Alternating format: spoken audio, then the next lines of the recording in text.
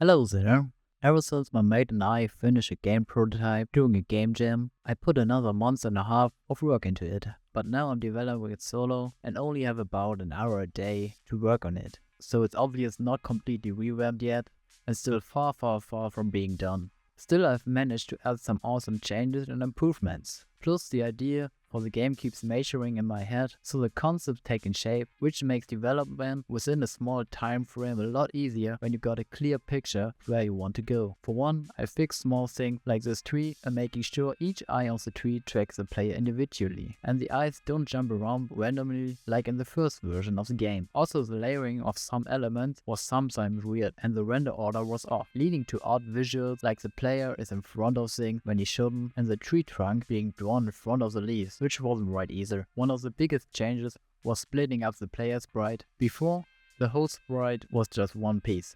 Now the body parts are separated. This allows me to use Unity Sprite Skin Editor to add bones to my sprite and move them one by one. Furthermore, I can animate it without having to draw every frame by hand. The main reason for this is that it makes it super easy to create smooth animation like this little idle animation without drawing each frame. But the big reason to use bones instead of drawing every animation is that the player appearance will change dynamically during the game by collecting power-ups. In the final game, there will be lots of power-ups that can be combined in various ways. Instead of drawing every possible combination frame by frame, I choose this method of 2D animation to make it a lot easier for me and much less work. You can also notice that the player sprite has no longer any outline. Instead, these are added via a shader. This way, if parts of the sprites are removed when collecting power-ups, the outline automatically adjusts without the need to draw an extra sprite. The animation with the bones will need to be made smoother, looking better later. But for now, it's good enough to keep working on the game mechanic.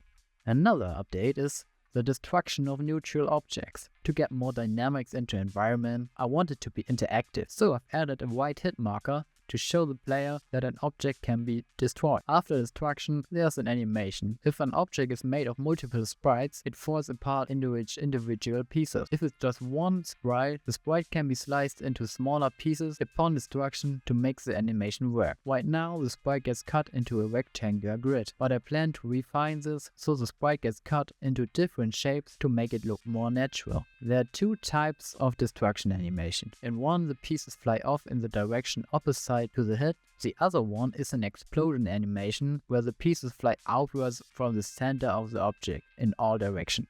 For the combat mechanics, I have now two different types of attacks instead of just one. The player can now perform either a horizontal or a vertical attack. The vertical one has a much smaller hit radius than the horizontal one, making the vertical the stronger attack variant. I've also added slash effect to the attack animation to better visualize the strike area within the 3D space of the 2.5D game. Lastly, I've added a dodge rule. Since the game combat mechanics and the intensity of the future boss fights are aiming to be Souls-like, the role definitely adds variation to the combat flow. The player and enemy combat mechanics are one of the major areas up for a revamp.